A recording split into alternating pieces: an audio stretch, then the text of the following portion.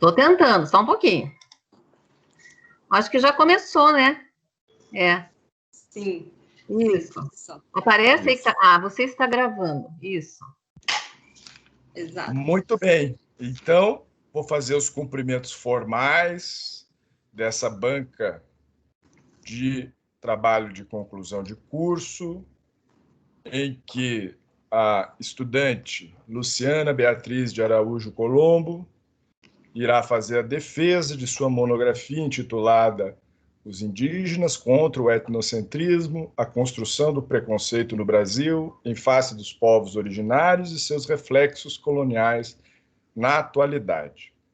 Para a realização dessa banca, nós convidamos as professoras Kátia Regines Aguirre Torres, professora do curso de Direito da Universidade Federal do Paraná, e Francine Rocha, doutora em Educação, as duas da nossa universidade, a quem nós agradecemos muito, gratidão imensa por, nesse momento, né, tão difícil pelo qual a humanidade está passando, a gente tem de reservar um tempo para essas atividades que deveriam ser rituais públicos, presenciais, mas estamos encontrando caminhos novos para realizarmos velhas atividades, não é mesmo? Então, agradeço imensamente as duas e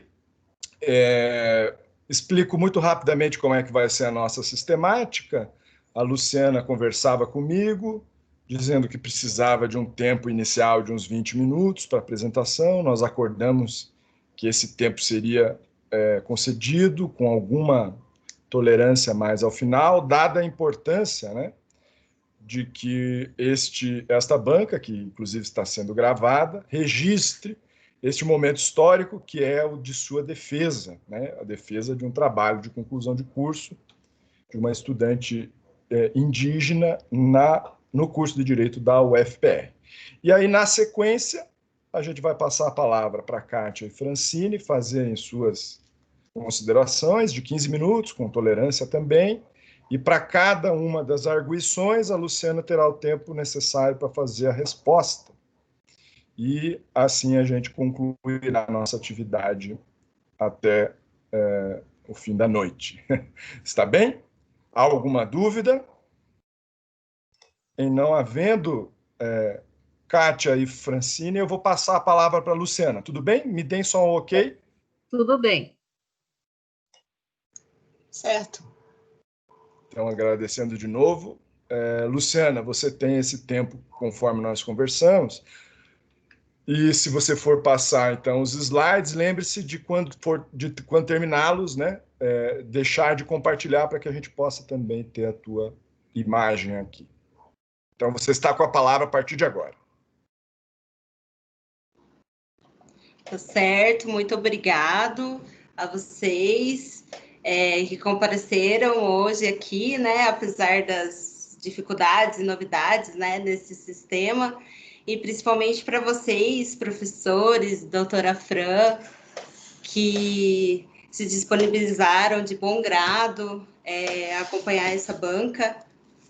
Só tenho a agradecer. E já vou colocar o slide.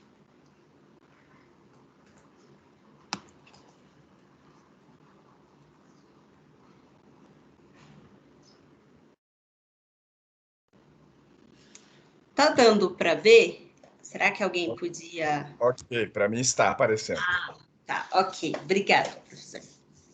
Então, como o professor Ricardo Pazello já mencionou, o título, né, desse trabalho é Os Indígenas contra o Etnocentrismo, a construção do preconceito no Brasil em face dos povos originários e seus reflexos coloniais na atualidade.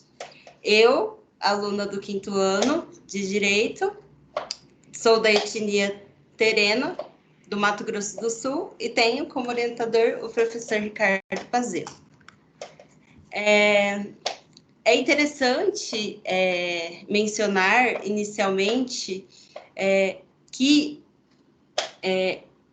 esse trabalho teve como principal motivação eu ser estudante indígena, e porque muito pouco, né, é conhecido a respeito do vestibular indígena, que tem todos os anos, com as vagas remanescentes na UFPR. É um vestibular próprio, que é dividido em 3 fases, que tem até prova oral e tal, e que todos os indígenas de todo o Brasil podem concorrer às vagas na UFPR. E depois de passar por esse vestibular e estar cursando o curso de Direito, eu pude conhecer um projeto de pesquisa, do qual a professora Norma e a Francine, né, que compõem a banca, que são coordenadoras desse projeto, e eu fiquei com uma parte que a gente elaborou, nós indígenas do projeto, perguntas para os já egressos, porque muito se fala do estudante indígena, de quais são as dificuldades da graduação, mas pouco se fala sobre depois da formação. E daí que surgiu essa parte do projeto, em que nós indígenas elaboramos as perguntas que mais causam bastante inquietudes, vamos dizer assim. E então eu resolvi me aprofundar nessa pesquisa, porque eu achei muito valorosos os dados dessa pesquisa, que eu fiz com 10 egressos de diferentes cursos, só 2 cursos que eram semelhantes, e as perguntas e o desenvolvimento eu vou falando no decorrer do trabalho. Então, eu conversei com o professor Ricardo Pazello e expliquei para ele que eu participava do projeto e sobre o que eu queria fazer o meu trabalho. Aí ele foi me ajudando prontamente a desenvolver todos uma categoria para descrever o que eu encontrei nas entrevistas. É como se eu tivesse começado ao contrário. Eu cheguei com a parte prática e desenvolvi a teórica e a conceitual. Então, primeiramente, eu comecei a tratar sobre as considerações acerca da construção social, da exclusão dos povos indígenas na sociedade, em que eu trouxe o contexto histórico das violações da população indígena no direito, como que ocorreram, que modo violento e impositivo que foi estabelecido a política europeia no Brasil, de que maneira depois o povo recebeu isso. E o marco teórico que eu utilizei para falar disso, do etnocentrismo e do racismo em relação à política indigenista, foi justamente o Lévi-Strauss, do qual ele fala que ciência nenhuma relata que uma sociedade seja melhor que a outra, uma raça seja melhor que a outra. Não existe estudo que cultura é diferente de raça, são coisas distintas. Também ele fala que muito o erro da filosofia social é querer achar um modo de definir as diversidades culturais, sendo que isso não pode ser definido, porque não é uma ciência exata. E também eu me baseei no livro do Clastres, que ele fala bastante a respeito de como foi implantada essa política de Estado para os povos primitivos, e em que momento foi quebrado todos esses princípios de, por exemplo, de trabalhar em busca da subsistência somente. E é bem interessante porque ele mostra que não é preciso trabalhar além daquilo que precisa. É bem interessante. E, por fim, eu terminei esse capítulo falando sobre o preconceito e o etnocentrismo que os indígenas vêm passando na atualidade, como ocorreu com Paulino Terena, que, ao participar de um julgamento, ele levou uma tradutora com ele e ele foi rechaçado por vários deputados e deputadas, e sendo que é um direito garantido também na Constituição, porque a Constituição ela deixou o estigma da integração e passou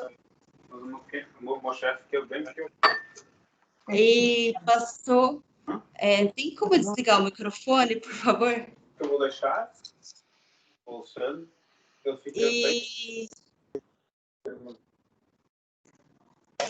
E tá, continuando. Aí. Eu tô desativando aqui o mudo das pessoas, Luciana. Fica tranquila. Tá bom, obrigada.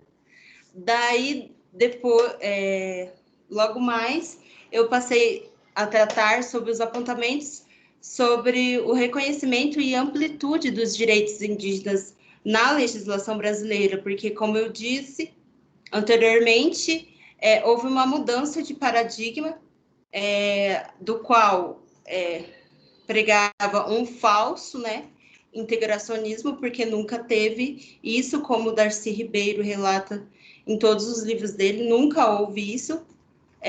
Houve sim a transfiguração étnica por parte dos indígenas, porque eles receberam o povo branco, mas eles não receberam de forma a mesclar, a juntar os conhecimentos, e sim de forma incisiva e controladora, né? E então, essa Constituição de 88 e também leis internacionais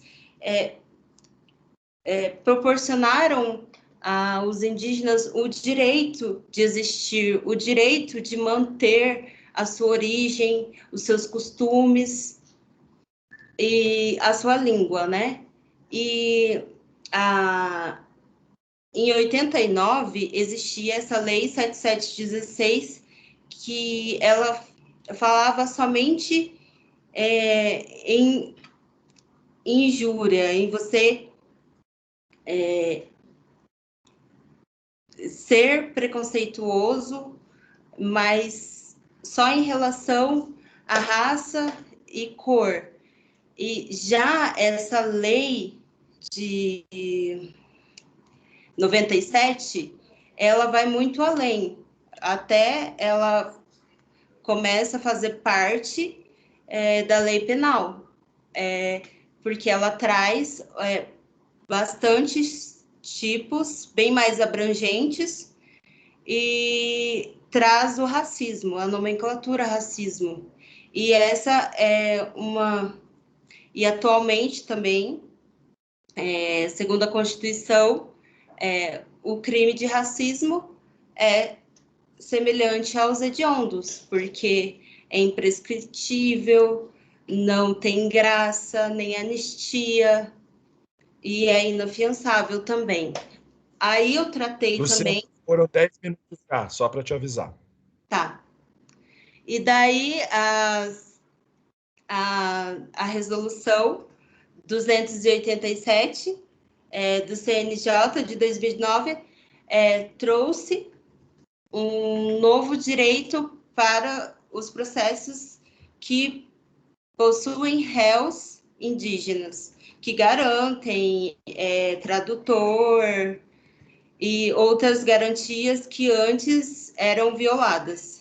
Daí, atualmente, se tem as recentes políticas afirmativas de acesso indígena ao ensino superior, e os vestibulares indígenas, tanto no Paraná quanto em Brasília, surgiram rapidamente em 2005. Foram os mais antigos, são os primeiros. E através dessa entrevista que eu fiz com diferentes etnias e diferentes cursos, que eu obtive bastante resultado, do qual surgiu esse trabalho. E também se observa nos resultados dessa pesquisa a existência muito forte de reflexo do etnocentrismo e da colonização também. E os entrevistados eram desses diferentes cursos, foram 10, né? Um de odonto, uma de fisioterapia, um de medicina, um técnico em agroecologia, gestão e empreendedorismo, pedagogia, gestão ambiental, 2 de gestão ambiental e, por último, uma de direito, de Camaiurá, do Alto Xingu, Altucano, do Amazonas e Bacairi, do Mato Grosso. E a maioria eram caigangue da região sul.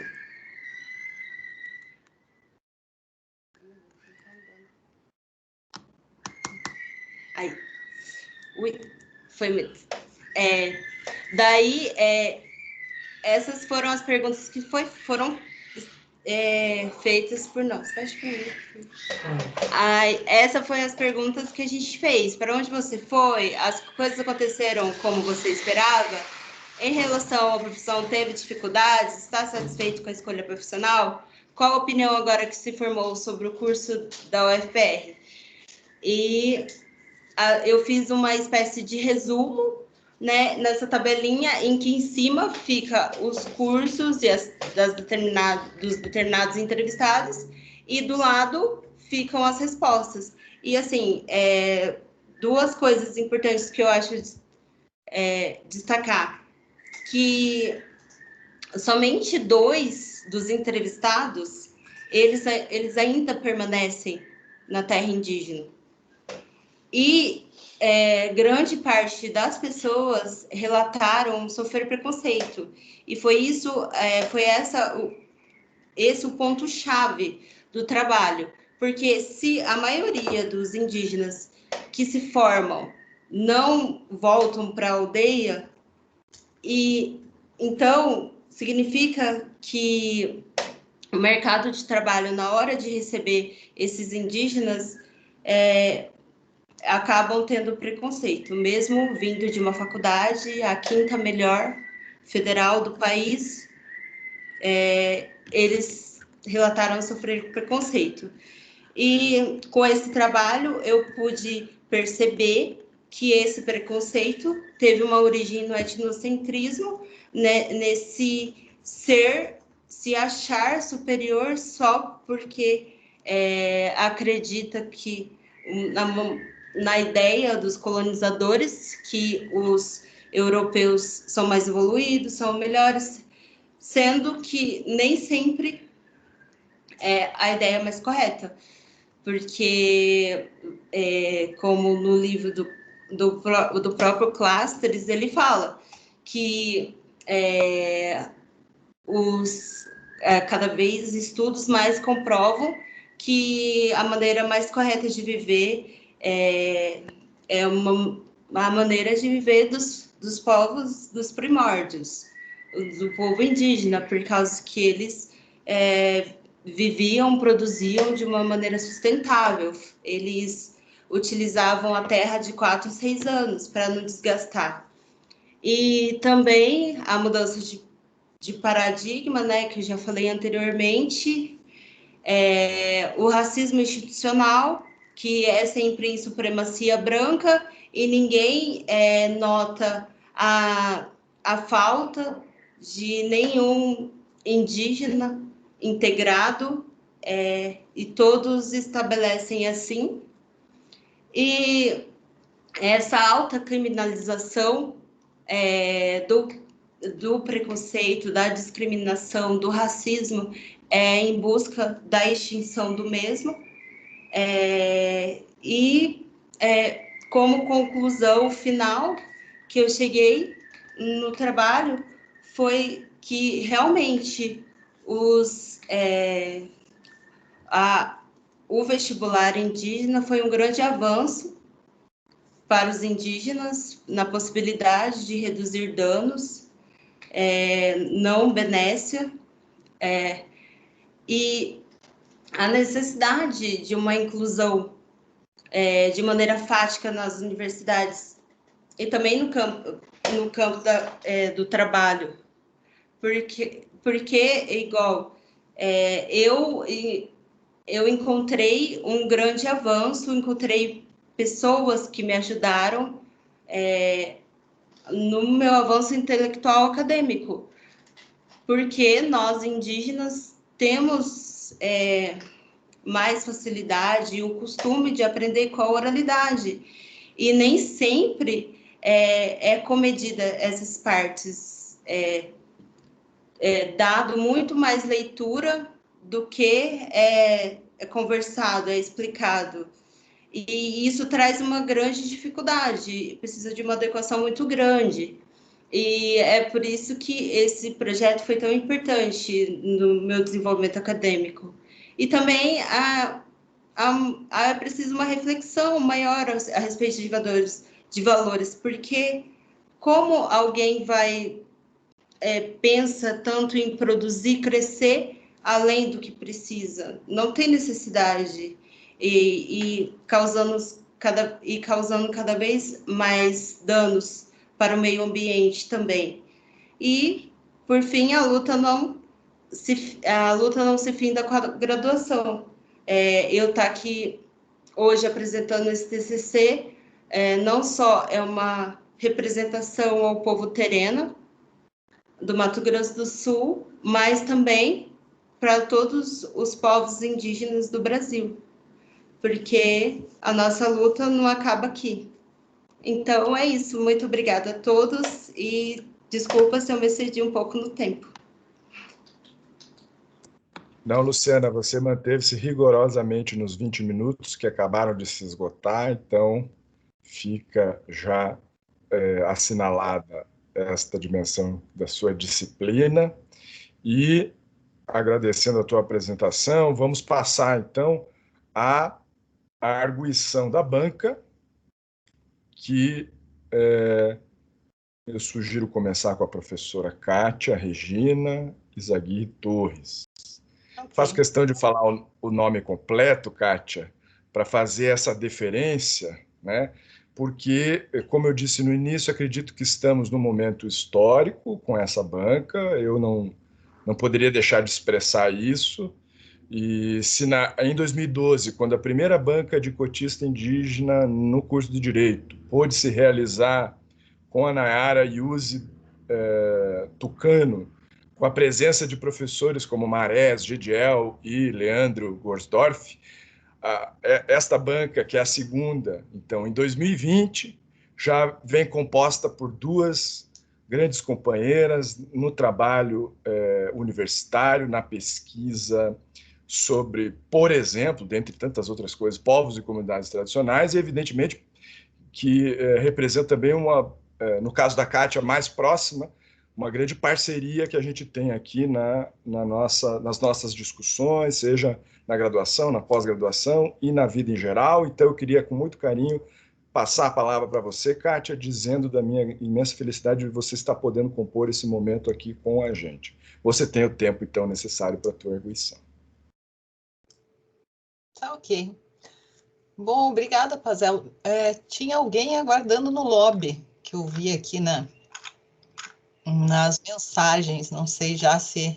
Acho que era eu, professora, mas eu já consegui entrar, deu certo? Ah, então tá bom. Então, ótimo.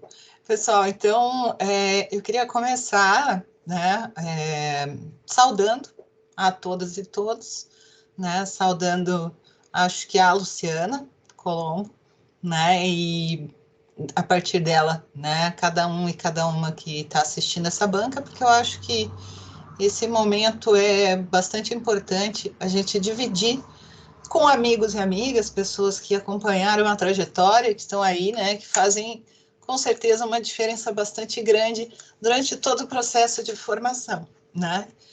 Queria também retribuir a gentileza das palavras do professor Pazello, né? Eu fiquei muito contente com esse convite, agradeço que deu tudo certo para estar aqui, né? Queria também saudar a professora Francine Rocha, né, que eu acredito que a gente não se conhece ainda pessoalmente, mas queria deixar aqui que é uma satisfação, né, poder estar aqui e dialogar sobre esse trabalho com vocês, né, e também entendo a importância do momento, então, muito bacana ainda também, eu acho que é pensar para que serve uma oportunidade de uma defesa de um trabalho de conclusão de curso, né, porque eu acho que uma carreira jurídica, que é uma carreira bastante importante, é a carreira do pesquisador e da pesquisadora, né? E assim, quando a gente defende um TCC, né, a gente está aqui com uma oportunidade de diálogo, né? É um começo de uma carreira jurídica, uma primeira investigação, bastante importante, inclusive, para vencer e dar conta de todo esse racismo estrutural e do preconceito que vivenciamos a todos os dias, né? Então, queria começar dizendo que é bastante importante a gente estar aqui hoje e também me sinto muito confortável de estar entre pessoas amigas e pessoas que pensam assim como eu, né, na importância da universidade pública ser aberta a todos e todas, né, e tornar o conhecimento, no caso aqui da sua formação, né, conhecimento jurídico, cada vez mais acessível, né, a qualquer um e a qualquer uma, que é algo bastante importante também. E aí, Luciana, eu vou te dizer como é que eu organizei aqui a coisa toda. Uma pena, não tenho duas telas aqui para conseguir acompanhar, então eu vou abrir um arquivo que eu fiz uns comentários, né, sobre o seu TCC, e aí depois eu posso te enviar esse arquivo também, né, depois do TCC, para você ter, enfim, essas anotações. Foram anotações que eu fiz em cima do teu texto, tá bom? E aí, eu coloquei aqui algumas sugestões, enfim, algumas abordagens, vou começar fazendo um comentário mais geral e daí depois alguns pontos mais específicos. E no final eu coloco uma pergunta para você, tá bom? Então, né, explicada a metodologia, vamos lá. Bom, né, eu acho assim, do resumo, eu gostei bastante da forma como você colocou, eu acho que tem ali uma adequação de formatação, e talvez, como sugestão, seria interessante mudar as palavras-chave, porque eu acho que as palavras-chave, elas são importantes para você, de certa forma, para as pessoas que querem procurar o teu trabalho depois, elas consigam encontrar o seu trabalho a partir de referências. E eu não acredito que a referência maior seja o número da normativa que você analisa. Então, colocaria outras palavras-chave, retiraria as referências a números de norma, porque isso não reflete a complexidade que você tratou no seu trabalho, tá bom? Uma outra questão é o seu tema, né? Eu entendi aqui, até destaquei um trecho, né, que traz exatamente qual é o teu tema-problema.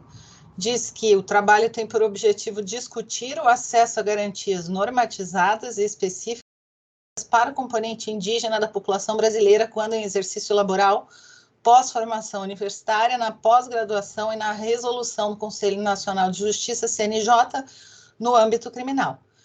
Né? É o teu tema-problema, então é isso que a gente vai encontrar dentro do seu trabalho. Né? Com relação à tua introdução, eu senti falta, apesar de você ter colocado o seu lugar de fala, né, e a sua etnia terena, da onde vem e tudo mais, eu gostaria de ver mais isso na introdução, sabe? Eu gostaria de ver mais quem é a Luciana, por que ela se interessa por um curso de Direito, como que ela chega no curso de Direito, sabe? Eu acho que essa trajetória é bastante importante na introdução. Eu dedicaria mais tempo a ela, explicaria o tema problema, dizendo como ele se decompõe, sabe? Mas eu traria muito esse lugar de fala, porque eu acho que é muito importante, inclusive para finalidades metodológicas, né? Porque vamos dizer assim, você está produzindo um conhecimento situado, né? Você fala de um determinado lugar e você tem toda uma trajetória. E eu acho importante que as pesquisas tragam essa trajetória entrelaçada, porque elas são importantes até para a gente pensar em outras formas de produção de conhecimento, né? E principalmente dentro do seu tema, isso me parece fundamental, né? O comentário geral do TCC, me parece assim, eu acho que você atingiu o seu resultado, né, do teu tema problema, só que me deu a impressão que você tinha 2 TCCs distintos, sabe? O que eu vi no capítulo 1 e no capítulo 2 me pareceu uma questão muito forte de análise de crimes resultantes de preconceito de raça, né? E a resolução 287/19 do CNJ, que vai falar também dentro desse contexto, né? E depois me parece que uma outra discussão surge no capítulo 3, que é a que fala das políticas afirmativas de acesso indígena ao ensino superior. E eu posso te dizer que, na verdade, eu estava bem ansiosa para essa segunda parte, vamos dizer assim, né? Eu cheguei nela, assim, com bastante expectativa e tal, mas quando eu vi, já acabou, sabe? Eu achei ela muito curta e acho, assim, que se fosse dar uma sugestão para você com relação a como organizar essa questão do TCC e tal, eu daria muito mais densidade nessa segunda parte, sabe? Do que na questão criminal. Faria uma amarração de forma que, claro, você vai trabalhar categorias teóricas que são importantes para elucidar o leitor e a leitora de fora do tema, né, que existe o teu problema, que é importante esse olhar para ele. Mas aí o destaque maior que o TCC acho que poderia trazer é justamente a segunda parte, porque ela é riquíssima, justamente por conta da tua participação no projeto, né, e das entrevistas que você apresenta. Sabe? Então, assim, eu daria um maior peso no capítulo 3 do que nos outros, sabe? Eu acho que o teu diferencial está nesse capítulo. E aí, bom, que mais, né? Com relação a aspectos ortográficos, aspectos formais, depois você faz aquela revisãozinha, tem uma coisinha ou outra ali que você pode, eu não vou entrar em detalhes com relação a isso, tá? Mas tem uma coisinha ou outra, bem pouca, porque você escreve bem, você tem influência na narrativa, então ficou bem tranquilo para ler, foi um bom trabalho para ser lido, tá? Tem uma passagem aqui, páginas 28 e 29, deixa eu ver se eu consigo chegar lá no meu arquivo, para te contar exatamente o que eu achei dela aqui. Me desculpem se demorar um pouquinho, mas sabem como é, né? Essa vida virtual. Aqui, ó. Essa passagem é bastante importante, que é uma passagem que fala assim, lá no final da página 28, fala assim, além do mais, há artigos constitucionais garantindo o uso da língua, tais como os artigos 210, 215, 216 e 231. Aí você traz os artigos e depois coloca, ademais, como julgado correlato do STJ, tem-se que, né? Aí você comenta sobre o julgamento da terra indígena Raposa Serra do Sol. Né? Aqui eu acho que a gente tem que fazer uma pausa importante, porque, na verdade, esse conjunto de artigos, né, eles são, e a gente tem que sempre pensar quem vai ler o nosso texto. E partindo do pressuposto de que um TCC, ele tem que ser lido por todos aqueles que têm interesse no tema, então, nem sempre você vai ter um leitor do direito lendo o teu trabalho, né? E aí, qual é a importância desses artigos da Constituição? Você tem que densificar isso, porque são artigos estruturantes, porque são artigos que, de certa forma, vêm de uma historicidade, vêm de uma luta histórica dos povos para serem reconhecidos e colocar os seus direitos na Carta Magna, né? Então, não é só o uso da língua que está ali, Eu acho que o que tem ali é um direito de ser e existir, né? São modos de vida, né? Bastante diferenciados. É um conjunto de saberes que está ali interrelacionado, tem toda uma complexidade e que talvez pudessem ser tratados. Você tem um capítulo específico, um item que é o 2.1, que você fala das questões constitucionais. Ali você poderia retomar esses artigos, trazendo uma análise de trazendo esse alerta, né, para quem está lendo, falando, não são só artigos, né, são artigos estruturantes da luta dos povos indígenas no Brasil que vieram. Essa é uma outra coisa que mais para frente no teu trabalho me chamou a atenção, porque se você afirma que há esse racismo estrutural, que esse racismo estrutural se reflete no direito e na produção normativa, como que de repente esses artigos apareceram na Constituição? Né? O leitor ou a leitora fica curioso de saber. Tipo assim, será que aquele mesmo homem branco que faz o Código Civil também pensou na inclusão dos povos indígenas da mesma forma? Foi um trabalho altruísta? A gente sabe que não foi, a gente sabe que tem uma historicidade. Então, trazer, de certa forma, e aí eu acho que você pode trabalhar muito com notas de rodapé, para você não entrar em densidade de discussões históricas que iriam além do tempo e do tamanho que o teu TCC tem que ter, né, que é até 60 páginas, você indica para a leitora e para o leitor interessados no tema aonde eles podem buscar essa discussão da historicidade, porque eu acho ela extremamente importante, né? E aí eu acho que a terra indígena Raposa Serra do Sol vale um comentário meio, se for uma nota de rodapé tem que ser grandinha, porque na verdade ela traz um baita problema, né? E tudo isso que vem correlacionado a isso, do marco temporal, das condicionantes e tal, e como isso reflete até hoje. Então tem que ter ali um lembrete para quem vai ler que não é assim, né? Esse julgado não foi algo assim de maravilhoso que apareceu, pelo contrário, né? Ele trouxe bastante densidade para essa questão e trouxe muitos cuidados que a gente tem que ter até hoje. Então, esse ponto aqui eu considero um ponto fundamental, assim, para você prestar atenção na hora de fechar o teu texto, né? Outra coisa importante que ao longo do teu texto a gente percebe na apresentação você também falou isso.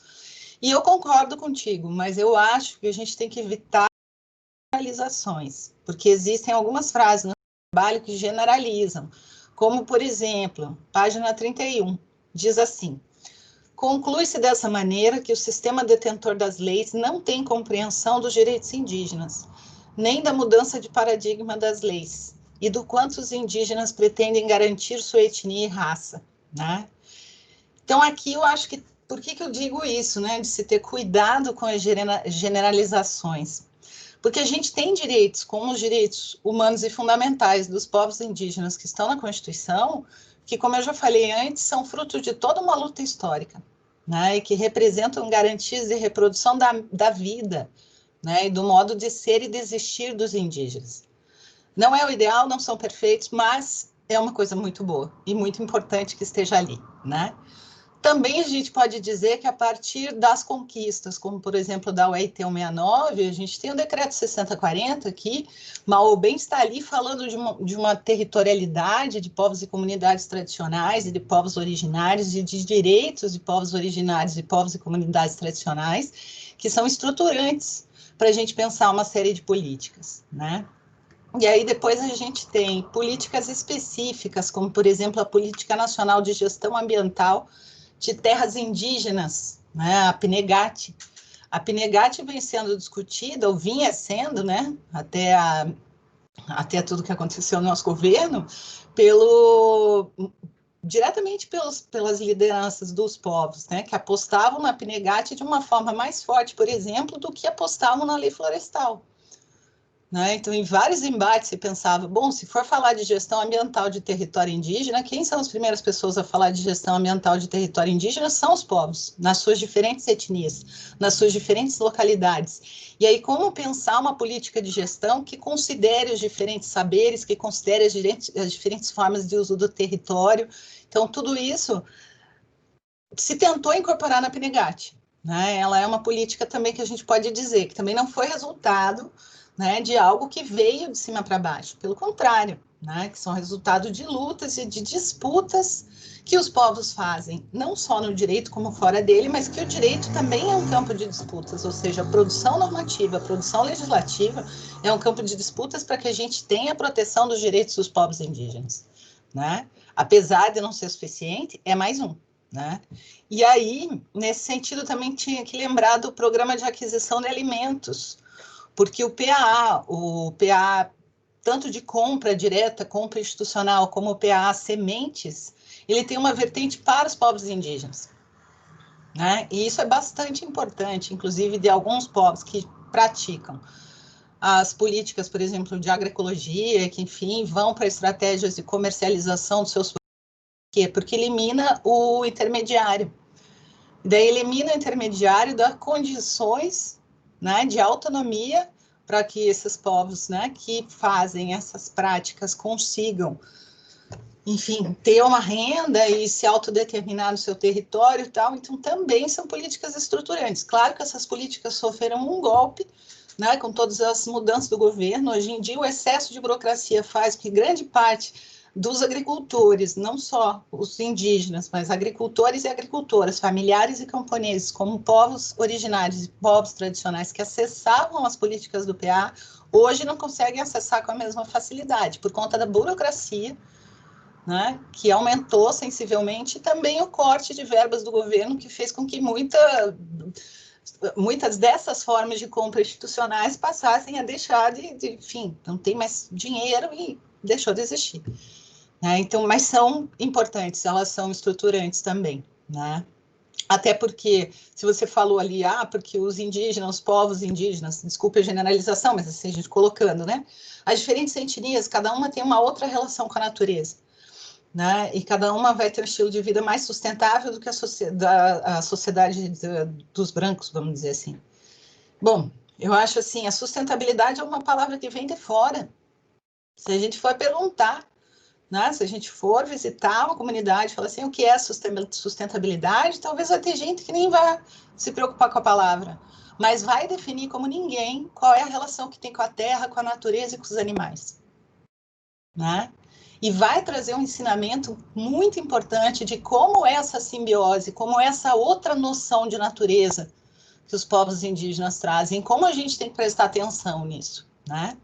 O que você falou, por exemplo, do sistema de agricultura de rotatividade é algo extremamente importante, né? Porque nessas simples estratégias de ocupar um determinado espaço, plantar, deixar aquela terra descansar e ir para outro lugar e depois voltar, se produzem coisas como, por exemplo, a terra preta de índio, que se fala na agronomia, né?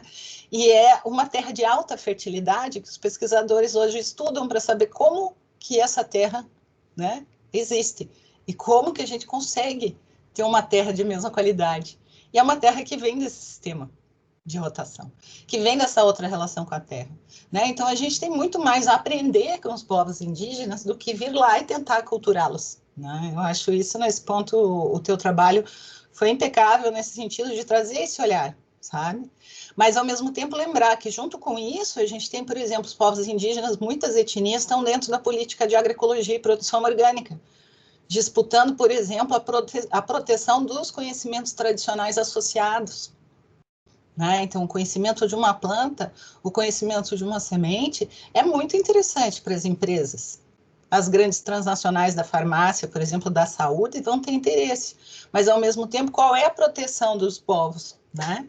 E a gente tem alguma proteção nesse sentido e tem algumas políticas. Então, assim, não dá para a gente simplesmente dizer que não existe uma proteção normativa. Ela existe e ela vem sendo construída entendendo o direito como um campo de disputas. Ela vem apresentando uma série de problemas, porque muitas vezes quando a gente entra e coloca uma normativa na esfera do direito, ela limita também a ação. Uma ação que às vezes era pautada por um processo educacional amplo, com bastante circulação de ideias, movimentos e saberes, acaba sendo limitada quando vem a lei, a gente sabe disso. Mas, ao mesmo tempo, é uma conquista no sentido de reconhecimento, né? Então, assim, talvez, na continuidade das suas pesquisas, talvez valesse a pena ter um pouquinho essa dimensão da complexidade, sabe?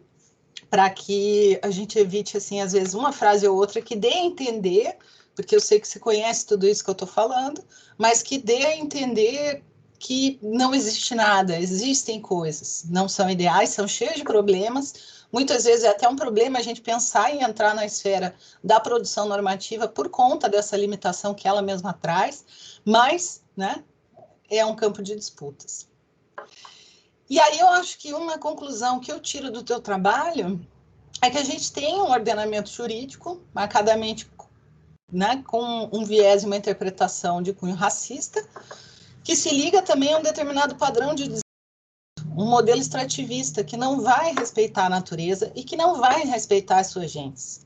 Eu acho que essa é a raiz do problema, né? E aí um autor que você poderia ler para frente é o Aníbal Quijano, que traz o conceito de colonialidade do poder, né? E, ao mesmo tempo, entender como esse conceito de colonialidade do poder, que é baseado, né, desde os processos de colonização, na exploração da raça e justamente na exploração do trabalho, né, ela está presente até hoje, esse conceito na matriz do nosso desenvolvimento, né? E isso acarreta problemas na produção normativa e também na interpretação quando se vai ao judiciário, por exemplo, pleitear por direitos indígenas, né, em que a gente vê muitas vezes algumas decisões que falam, não, mas em nome do progresso, mas enfim, qual é a ideia de progresso que você está pensando? Quando você tem uma diversidade enorme de saberes, de conhecimentos, né, e uma riqueza enorme de formas de produção de vida e de entendimento de natureza diferentes que não vêm sendo observadas. Né, eu acho isso fundamental para você seguir na tua dedicação à pesquisa, se você assim desejar, tá? O item 2.1, né, que fala como a Constituição de 1988 e outras leis internacionais que o Brasil é signatário garantem direitos. Eu acho que aqui vale a pena você trazer aquela questão que eu falei antes, né, da Constituição, e aí trazer alguns autores que são autores que vão falar de um outro constitucionalismo ou de outros processos constitucionais a partir da realidade da América Latina. Né? O professor Pazello vai te indicar vários nomes, mas lembrando aqui de autores como Fernando Dantas, por exemplo, que tem os trabalhos, né, sobre os povos indígenas e que também faz parte da rede de neoconstitucionalismo latino-americano, ele e muitos outros poderiam trazer um pouco mais de densidade entre essa coisa, né, entre a importância de se colocar no texto normativo e, ao mesmo tempo, olhar para a realidade vivida, né? E outras densidades que a gente precisa ressaltar. Hoje em dia a gente precisa, acho que tem algumas coisas que a gente tem que até desenhar, né? Mas tem ressaltar a importância que se tem de garantir direitos humanos aos povos indígenas, conhecendo a realidade vivida por cada etnia. Né? E que pensar só pensar nisso com relação a direitos humanos já é uma mudança muito grande de entendimento. Né? E para isso a gente precisa garimpar e precisa buscar autores que venham falar dessa Constituição vivida, dessa Constituição numa horizontalidade com as diferentes formas de reprodução da vida. Né? Eu acho que aí você pode trazer um ou outro autor ali que venha dar esse fôlego, essa densidade, é importante para quem vai ler, né? É importante resgatar essa historicidade com as notas de rodapé, acho que você resolve trazendo algumas referências para quem quiser ler mais e conhecer um pouco mais da historicidade que vem a consagrar aqueles artigos na Constituição Federal de 88, né? Acho que é importante. A 8169, ela foi apenas comentada superficialmente, mas eu acho que há toda uma importância e desdobramentos importantes que deveriam aparecer no trabalho, né? Que, por exemplo, se a gente fala de uma língua, se a gente fala de uma cultura, se a gente está falando de acesso à saúde hoje em dia, né?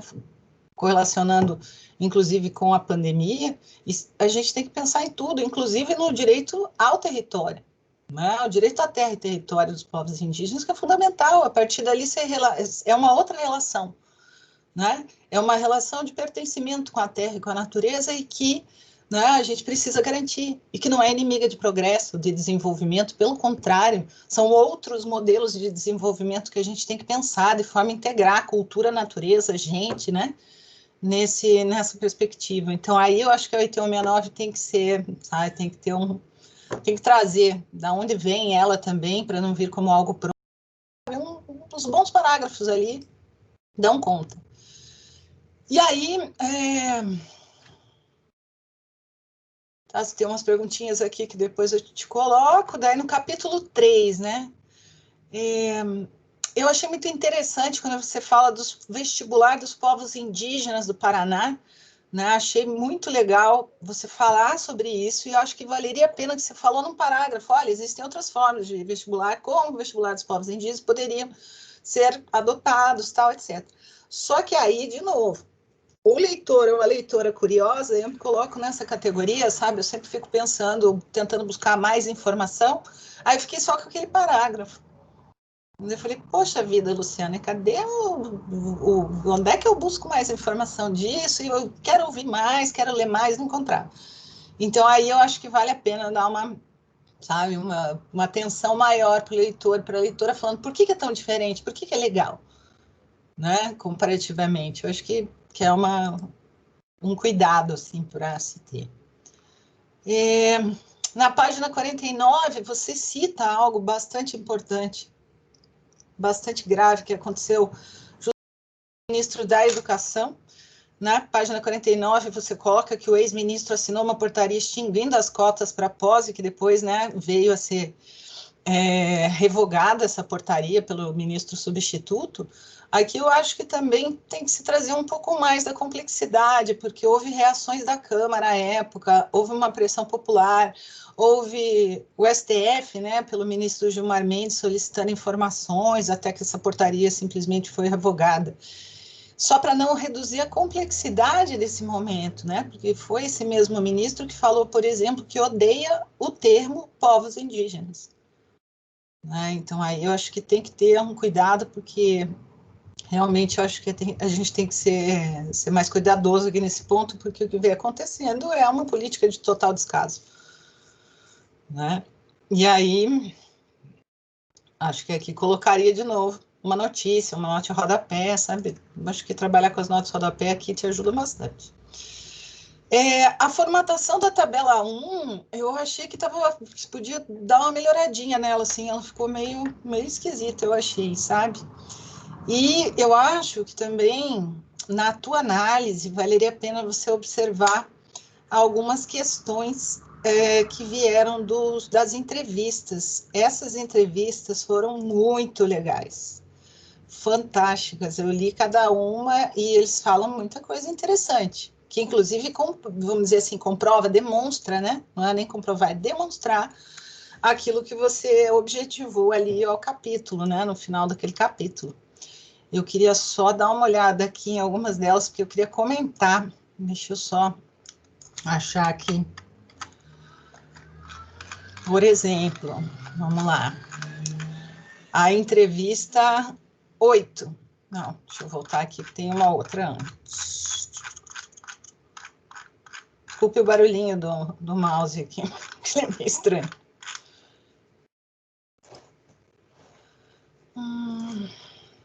Vamos lá.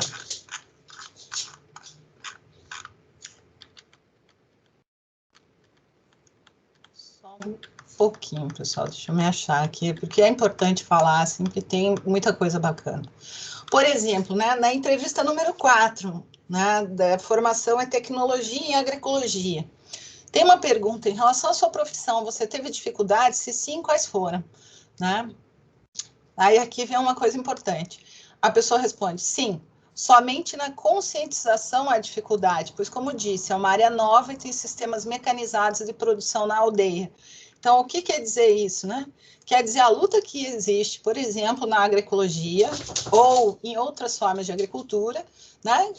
Da disputa daquele modelo dominante de que a agricultura tem que ser intensiva, plantar só a mesma coisa, sem considerar a agrobiodiversidade, sem considerar os manejos tradicionais. Ele está retratando essa dificuldade. E essa dificuldade é do modelo de desenvolvimento, né?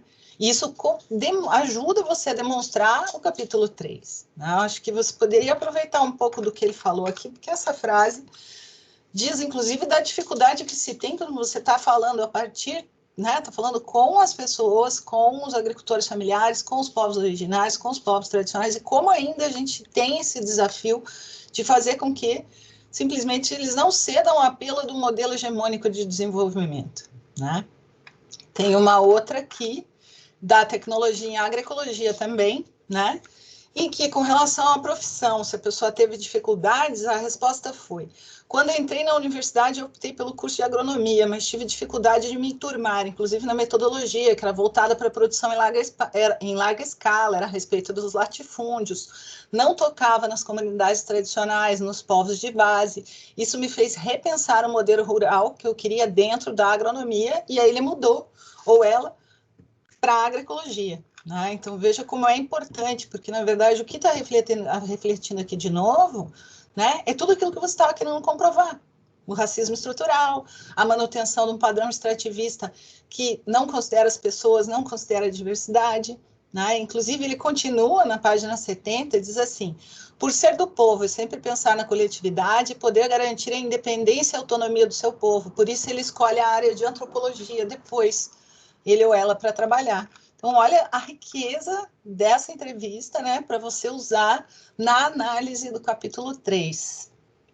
Tem uma outra, formada em gestão do empreendedorismo, que também, com relação a essa parte da profissão, a pessoa cita: acho que essa é a principal dificuldade, fato que me leva a crer que a dificuldade não está na profissão ou formação, mas sim na cultura empresarial brasileira, que raramente abre espaço para o novo. Então, uma pessoa que falou em gestão do empreendedorismo, que vem, né, que é indígena e que vai entrar numa área também bastante complicada nesse sentido de aceitar que existe outra coisa além do mito do modelo de desenvolvimento desse padrão extrativista que a gente tem, né? Da gestão ambiental, também uma outra frase nessa mesma pergunta em relação à sua profissão. Né? A pessoa diz assim: depois que voltei para a comunidade, eles estavam abrindo uma cooperativa agrícola que atuava em várias áreas, cultura, língua, agricultura convencional e orgânica. E como eu tenho mestrado em sustentabilidade, entrei nessa cooperativa. Né? Sinto muito preconceito por ser uma profissional indígena, mas os resultados do meu trabalho mostram o meu valor. Né?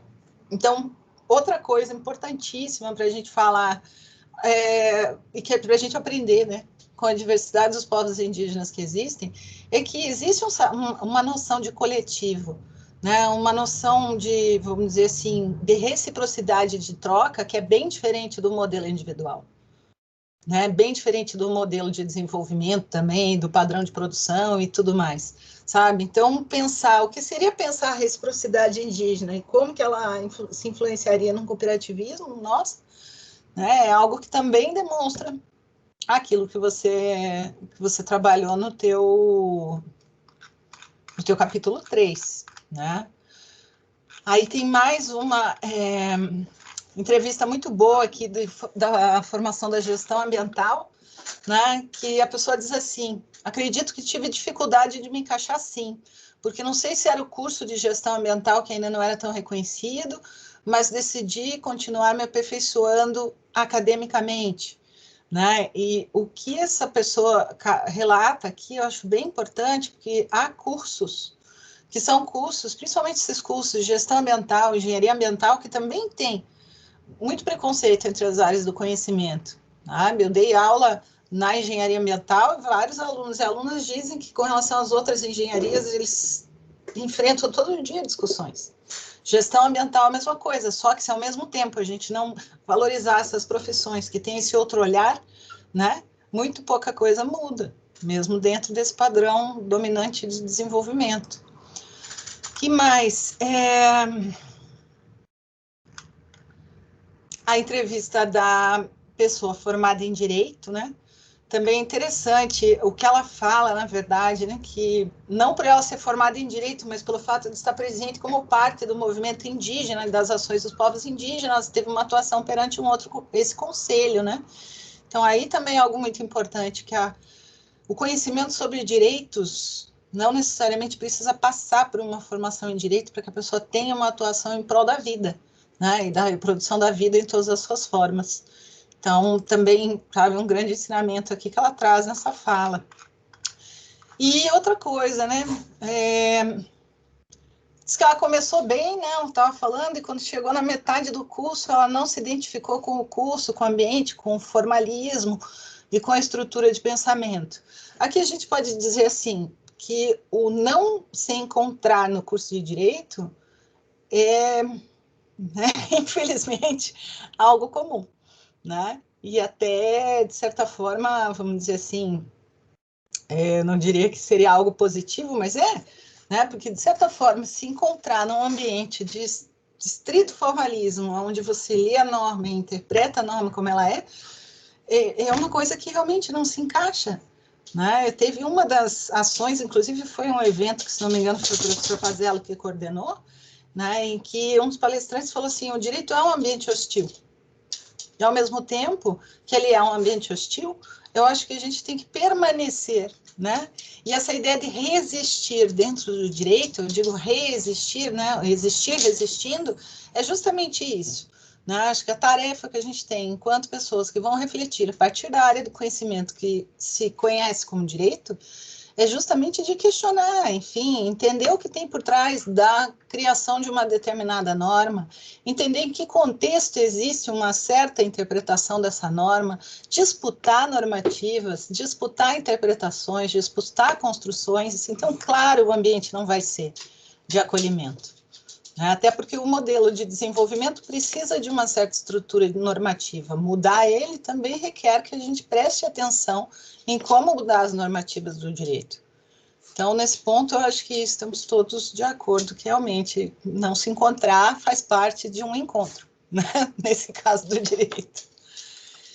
E que mais? Eu acho que, por fim, né, eu faria só um comentáriozinho dizendo nessa questão da escolha, quando você vai falar da solidariedade indígena, né, na página 47, você usa o Durkheim, e eu não iria por aí, sabe, Luciana? Eu acho que você tem referências de intelectuais indígenas, né, que você poderia usar justamente para falar, né, dessa solidariedade, desse viver coletivo, porque aí acho que talvez seria a maior contribuição que a gente tem para refletir sobre a questão dos povos e comunidades tradicionais, dos povos originários, que é desafiar o sistema individual de direitos.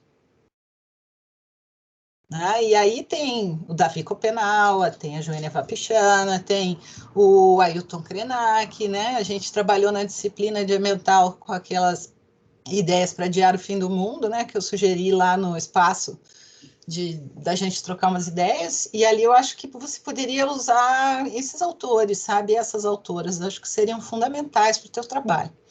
E o Pazello já apareceu ali, acho que meu tempo está se esgotando, mas eu queria te dar os parabéns. De pergunta, né, eu colocaria uma só, que eu quero te ouvir mais sobre essa resolução do CNJ, se você chegou a pesquisar, que tipo de penas restritivas de direitos adaptadas à realidade dos povos indígenas que estão previstas ou que já vêm sendo aplicadas. Fiquei curiosa em saber um pouco mais, sabe, sobre esse tipo de penalidades, né, que você mencionou, mas ficou ali a curiosidade. E, por fim, mais uma perguntinha, que é se você chegou a ver como ficou o decreto 5051 de 2004, que foi revogado pelo decreto 10.088 de 2019, que é exatamente o que trata o decreto 5051 de 2004 da OIT 169. Não sei se você chegou a ver alguma coisa sobre isso, mas eu acho que é um elemento importante também da gente discutir. Agradeço mais uma vez, peço desculpas por ter falado demais, mas eu gostei do tema e aí me empolguei, então, enfim, é isso, né? Obrigada, Pazello. Legal, Kátia. Fiz questão de não interromper você, né? Mas foi uma aula de 40 minutos, todos nós gostamos bastante.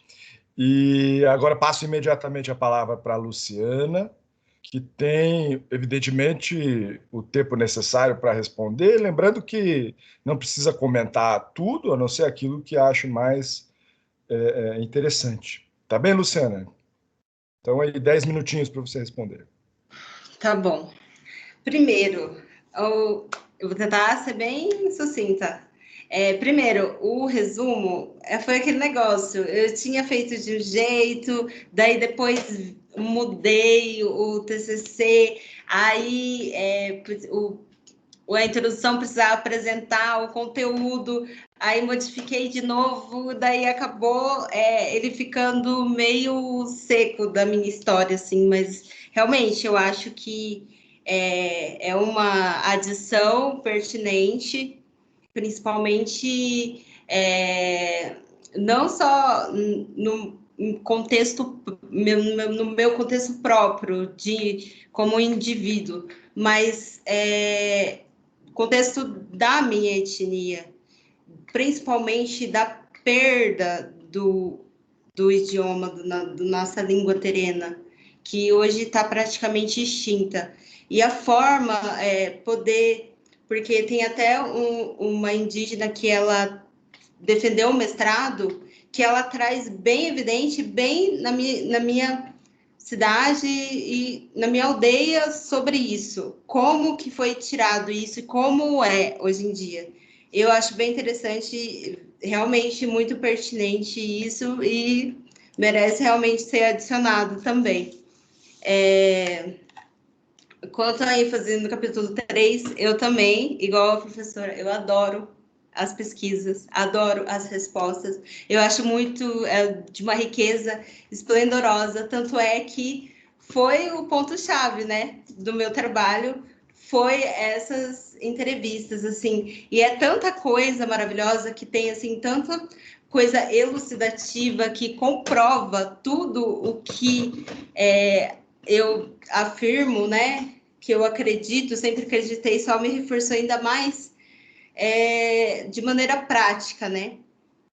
E quanto a essa historicidade que você falou, né?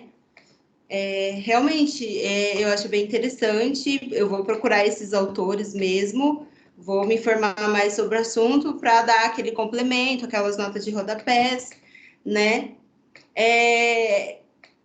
Quanto aos vestibulares, é aquela coisa que você falou, realmente, eu preciso sempre lembrar que eu estou escrevendo para outras pessoas que não me conhecem, não sabem da minha vivência, mas é que uma coisa tão usual, tão batida para nós indígenas da universidade, os vestibulares, que, assim, ao meu ver, na hora de escrever mesmo o TCC, nem me ocorreu que quem fosse ler ia ficar curioso para querer saber mais, né? É bem interessante isso.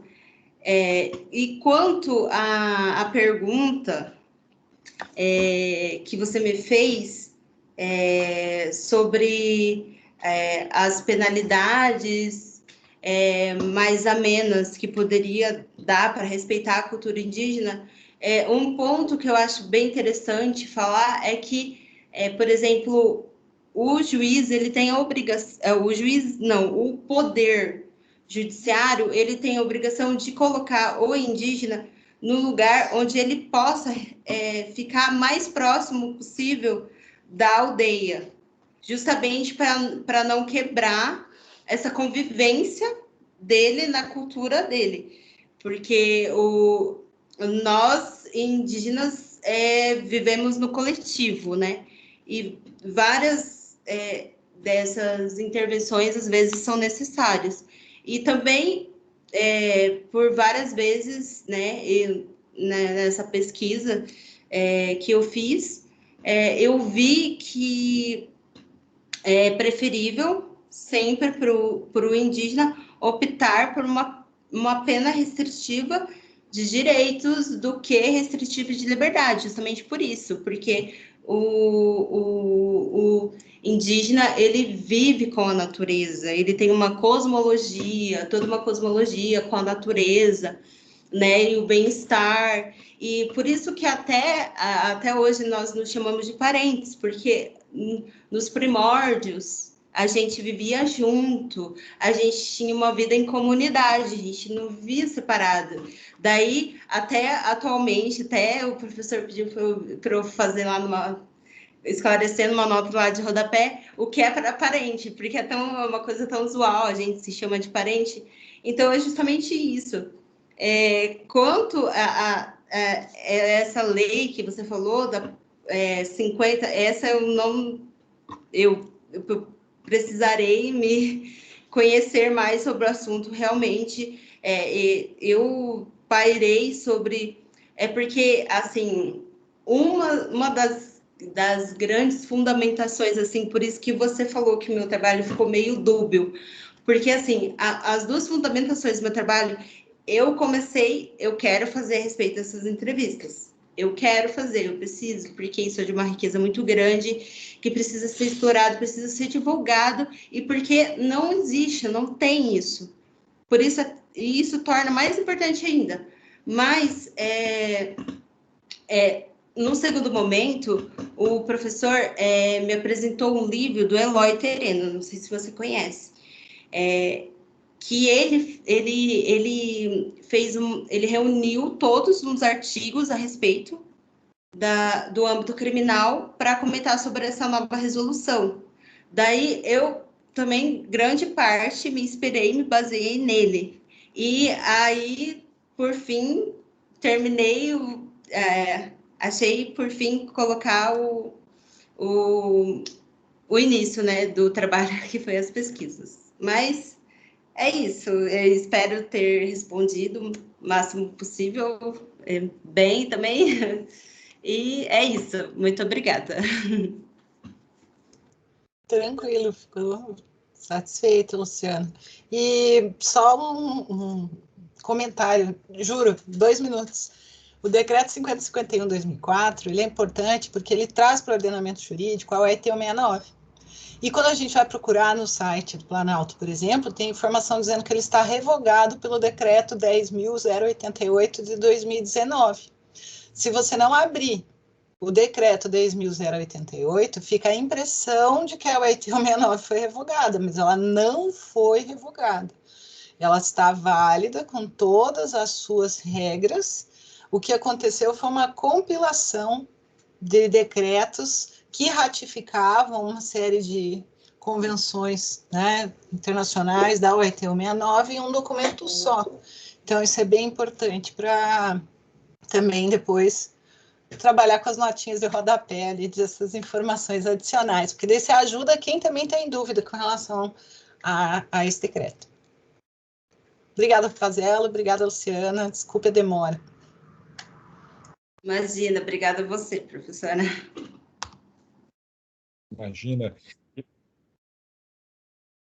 Eu estou aqui preocupado um pouco com a minha conexão, que está oscilando bastante, mas eu estou conseguindo acompanhar bem todas vocês. Eu ia comentar exatamente isso, né, Kátia, que esse decreto de 2019, ele veio como um grande susto para todo mundo, porque prometia revogar várias coisas, quando na verdade estava recompilando, né? Então é uma questão mais de reorganização, que vem num contexto muito complexo para o Brasil, né? Bom, mas de qualquer maneira, então, vamos passar a segunda parte da nossa banca com a arguição da Francine.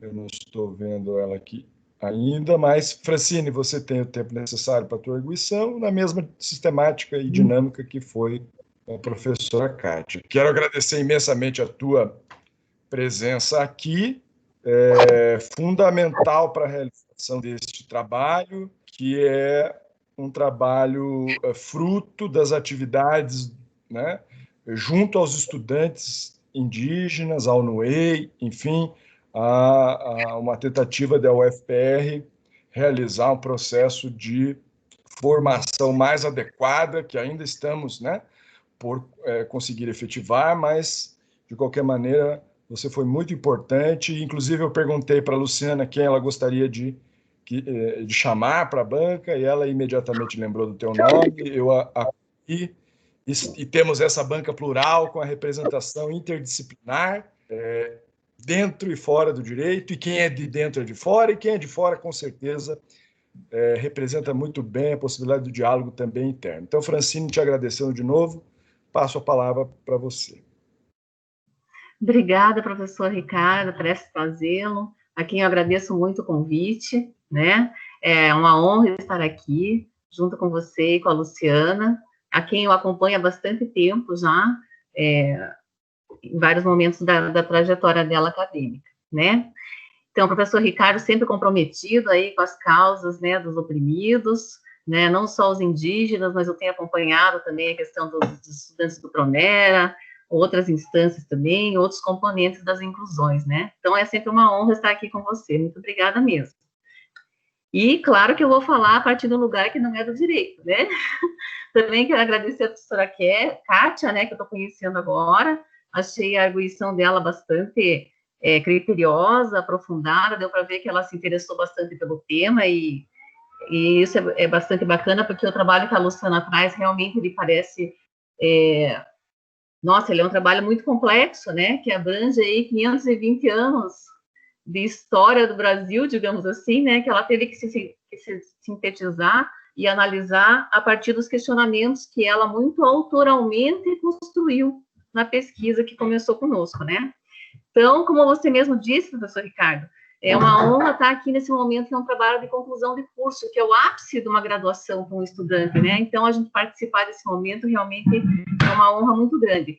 E em sendo no direito, que nós sabemos que é um curso super prestigiado na universidade, que é um curso muito procurado pelos estudantes indígenas, apesar de poucos terem conseguido concluir, né, o curso. A Luciana vai ser a segunda, então é mais um motivo para a gente comemorar, né, e que nós estamos nesse momento de pandemia, então a gente vê que foi um esforço enorme de todos. A Luciana está há 2 anos já trabalhando com essa temática, né, começamos lá muito ingenuamente, a partir dos interesses dos estudantes, como é a nossa metodologia no projeto Mediação, né, que é co-criar junto com eles questões que são de interesse e tentar, a partir delas, construir pesquisas de iniciação científica mesmo, né, privilegiando, no caso, medir ação, privilegiando muitas vezes os aspectos fáticos, as práticas, para depois voltar para o teórico naquele movimento constante, né, entre teoria e prática. E a Luciana, eu tenho que destacar aqui, como ela avançou, né, porque eu acompanhei até o relatório dela agora em agosto, eu e a Norma acompanhamos, corrigimos, mas agora, com a orientação do professor Prazzello, que é da área, ela fez, nossa, ela deu um salto qualitativo nas argumentações dela, muito fortes, né, e ao nosso ver, assim, muito ricos. Então, eu queria fazer uma leitura a partir do olhar do educador e de um psicólogo, que são as minhas formações, né? Então, eu queria, já de cara, eu achei muito interessante que no título já traz os indígenas contra o etnocentrismo, né? Mostrando ali o movimento, a mudança, o enfrentamento constante, como diz a Lu no texto lá, a Luciana, é uma luta que não para, né? É uma luta que está... Então, esse próprio contra o etnocentrismo já anuncia uma ontologia aí, né? Uma ontologia, uma epistemologia que acredita que as coisas estão sempre em constante disputa pela uma legitimidade, né, social e jurídica, no caso, né? Então, depois eu vou me chamou bastante atenção aqui na própria epígrafe. A epígrafe que a Luciana colocou aqui é da Clarice Lispector, e fala assim: o mais importante é a mudança, o movimento, o dinamismo e a energia. Só o que está morto não muda. Eu achei muito interessante essa escolha desse trecho da Clarice Lispector, porque, na verdade, ele se refere a várias coisas que têm a ver com o trabalho dela, né? Então, a epígrafe, ela já começa confrontando ali os próprios preconceitos, né? Porque um dos preconceitos é que o indígena tem que ficar parado numa reserva, de preferência numa conserva lá, parada no tempo.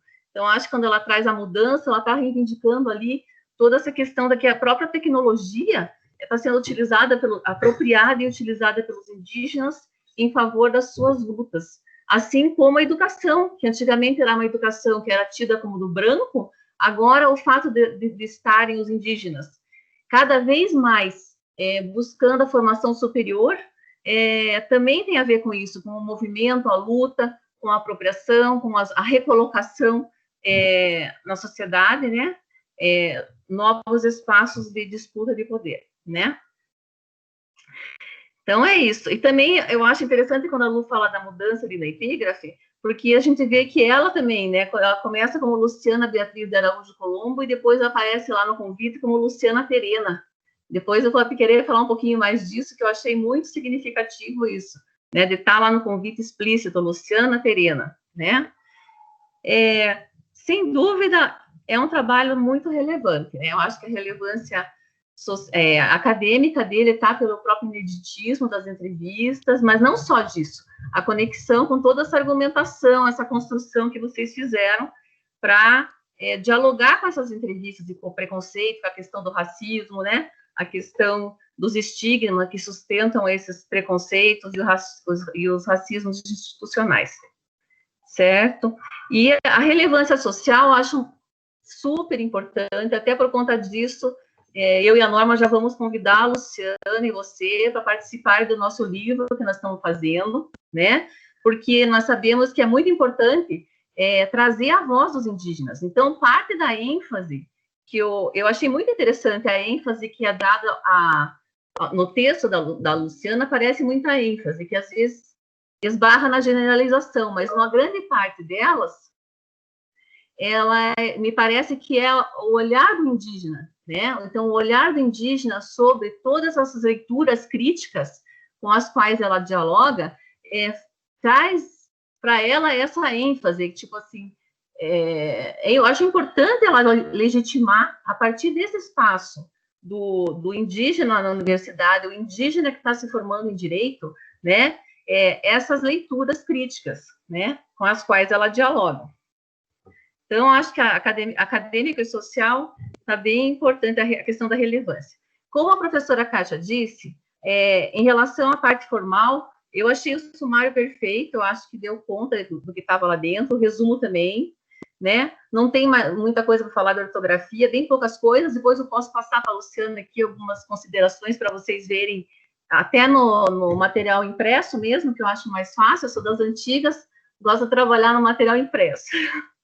Algumas concordâncias e tal, nada muito relevante, a Luciana escreve bem, o texto é fluido, dá vontade de ler, quem está assistindo aí, pode pegar o texto da Lu, orientado pelo professor Pazelo, vai conseguir entender, é um texto gostoso de ler, ele vai, mesmo quando ela cita, ela não fica só citando as normativas, ou fica só fazendo uma compilação de artigos das leis e tudo mais, ela consegue fazer ali algumas análises, algumas transições, né, que para quem está lendo e não é da área, fica muito gostoso de aprender, de dialogar com o texto dela. Então, aí nós chegamos na parte autoral, Ricardo, que eu queria enfatizar para você que desde o começo a Luciana foi muito autoral nesse trabalho, né? Então, desde as perguntas que começou a elaborar para fazer para os egressos, a gente percebeu ali nascer a pesquisadora, né? As transcrições que ela fazia, as discussões, e claro que tanto eu quanto a Norma, como não somos da área de direito, temos restrições ali em perceber até que ponto isso poderia ser aproveitado no direito. Então, para nós, foi um motivo de grande orgulho quando a Luciana apontou que você aceitou orientá-la com o trabalho de TCC a partir dessas entrevistas, né? E eu acho que talvez não seja comum, não sei, na área de direito, um trabalho tão autoral assim, né? Porque a gente percebe a presença do sujeito, Luciana, ela se subjetiva o tempo todo no texto e também na própria pesquisa. Então, acho que ser autor não é uma conquista pequena, é algo que precisa ser bastante valorizado, né? E eu acho que o fato da Luciana sempre estar produzindo zonas de sentido, inovadoras, ela estava sempre tentando, mas será que é racismo? Será que é preconceito? Será que quando se aplica ao indígena é racismo ou não? E ela foi elucidar essas questões com você, né? Eu acho que isso aí tem muito a ver com o que está na Constituição, de que os indígenas eles têm que ter seus processos próprios de aprendizagem respeitados. E pelo que, nesses mais de 25 anos que eu trabalho com essa questão indígena, educação básica, e nos últimos, sei lá, 15 anos, 16 anos com ensino superior, me parece que esses processos básicos passam por aí, né? Por essa questão de que Pois é, só um pouquinho, ó. Vai ter que sair. Mas onde que é o TikTok? Desculpa, é que eu tenho meu marido tá falando aqui atrás de mim, tá dando um problema aqui. Então tá. Eu queria dizer também que me chamou a atenção que a Luciana desmistifica em alguns momentos, por exemplo, a questão de que todo aluno indígena tem que voltar para a aldeia, né? Então, tem até universidades que exigem que eles assinem um termo de que eles têm que voltar para a aldeia. Então, essa obrigação, ela desmistifica a partir dos dados e a partir da opinião dela mesma, né? Outra coisa que ela fala, será que tem que estudar só no campo da saúde, já que a demanda dos povos indígenas é maior na saúde, né? Então, ela vai dizer que não, ela vai dar a opinião dela, vai dizer que a pessoa tem que estudar aquilo que ela se interessa de verdade, porque senão ela não vai conseguir se desenvolver naquilo que ela gosta, né? Naquilo que ela tem interesse. E eu achei muito importante ela falar da formação melhor ou pior que o indígena tem no ensino superior. E ela vai dizer que o indígena tem uma formação melhor, porque, na verdade, o que ela quer dizer com isso, no meu entender, né? Ela quer dizer que o indígena, como ele parte de digamos assim, de uma dificuldade maior, a superação que ele tem que enfrentar, digamos, num curso de direito, que como a professora Kátia mesmo disse, reconhecidamente hostil, digamos assim, às diversidades, de alguma forma, né, aportadas pelos indígenas e por outros povos minoritários, a superação dela é muito maior, então a formação dela acaba tendo que ser muito maior, porque ela tem que dialogar não só com o estabelecido, né, o reconhecido, mas também com a tentativa de estabelecer o diálogo com a política, né, e com a mudança necessária para os seus povos originários, né? Então, é isso, né? Eu acho que basicamente é isso. Eu tenho algumas páginas anotadas aqui, eu não vou me alongar muito também, mas a questão do cuidados com a generalização que a professora Kátia fala, eu só queria apontar duas páginas aqui, que talvez fosse o caso de dar uma revisadinha, né? Então, quando vem o Luciana, quando você fala na página 48, que a seleção que é implantada pelo vestibular dos povos indígenas do Paraná, ela é totalmente justa, daí eu queria só que você ou justificasse lá como diz lá no rodapé, por que você acha que é totalmente justa, porque é uma discussão aí, sabe? Então, eu que tenho acompanhado esses vestibulares, por exemplo, algumas etnias, elas têm a língua portuguesa como primeira língua, então esses alunos têm uma tendência maior a ter facilidade nas provas orais, por exemplo. Então, não é uma coisa, não é, digamos assim, não há um consenso sobre isso, então talvez valesse a pena dar uma relativizada. Ou justificar ali no rodapé, porque quem trabalha com a área vai achar interessante, porque ela acha que é totalmente justo, né? Por exemplo, a pessoa que é mais tímida, algumas etnias não são tão expansivas assim né? Em interagir com um entrevistador não indígena da etnia deles. Então, isso pode prejudicar na prova oral, por exemplo, tá? Outra questão é que página 54, que vai falar que as injustiças em desfavor dos indígenas é um processo irreversível. Daí, eu fiquei pensando lá na epígrafe, que fala do importante da mudança, o movimento, o dinamismo. Então, eu queria que refletisse um pouquinho sobre isso, né? Não acho que não precisa responder agora, mas eu fiquei assim, é irreversível, mas fica assim muito desesperançoso, né? E, ao mesmo tempo que ele é um processo irreversível, no sentido que o capitalismo domina e tal, me parece que o trabalho todo dela discute o sentido oposto, né? De que apesar de haver um certo, digamos assim, delay, né, entre a previsão jurídica e os direitos, né, há necessidade de atualizações constantes e tudo mais, me parece que essa irreversibilidade não combina muito com toda essa transformação e essa mudança que é preconizada aí no trabalho da Helena, da Luciana, né? Então, fazendo uso do próprio termo da Luciana na página 53, que é esplendoroso constatar que os parentes formados na universidade venceram todas as adversidades, né? E conseguiram chegar lá e continuam lutando depois para conseguir se afirmar no mundo do trabalho e da pós-graduação. Eu quero dizer que eu achei esplendoroso o trabalho de vocês. Achei um trabalho muito difícil de fazer, porque teve toda essa reconstituição histórica longuíssima, né? E ainda conseguir condensar isso em poucas páginas, ser abrangente e complexo, mas ao mesmo tempo sucinto, me parece um trabalho muito bom para amigo de graduação, né? E como diz a professora Kátia, ela já deu vários pitacos aí de como poderia até avançar para uma pós-graduação, né?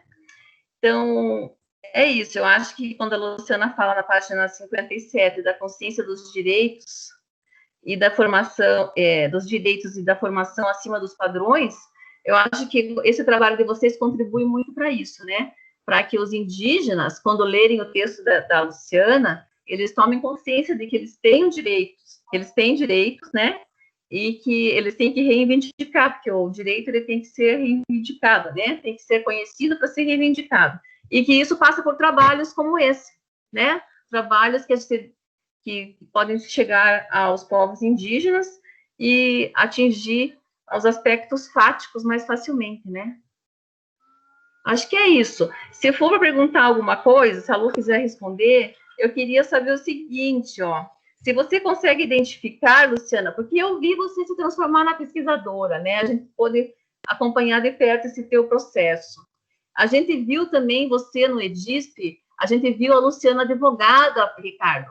Teve um aluno indígena que foi apresentar seu trabalho no EDISP, lá no CIEP do ano passado, e ele teve dificuldades de comunicação. Ele era de uma etnia diferente da Luciana. E depois que ele se apresentou e saiu da sala, alguém comentou que dava para perceber que os indígenas tinham muita dificuldade. E a Luciana, naquele, né, no ímpeto advocatício dela ali, ela olhou para mim e falou: Fran, você não acha que isso é preconceito? Né? Que se fosse, por exemplo, um alemão ali falando com dificuldade, o pessoal, será que ia achar que ele era inferior?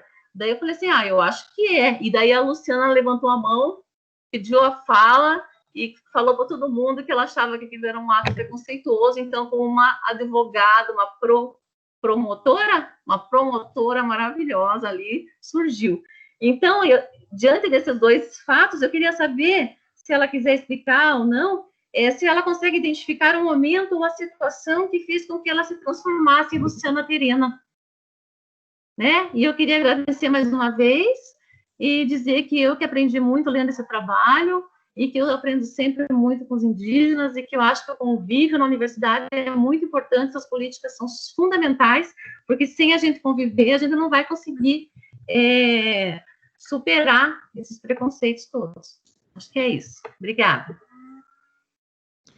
Muito bom, Fran. Te agradeço imensamente. Vou passar imediatamente a palavra à Luciana, depois eu faço os meus comentários. Luciana, você tem 10 a 15 minutinhos, né? Na mesma sistemática da resposta para a Kátia. Então, a Fran falando, me deu várias vontades de chorar aqui, relembrando dessa construção que a gente fez, que resultou nesse trabalho.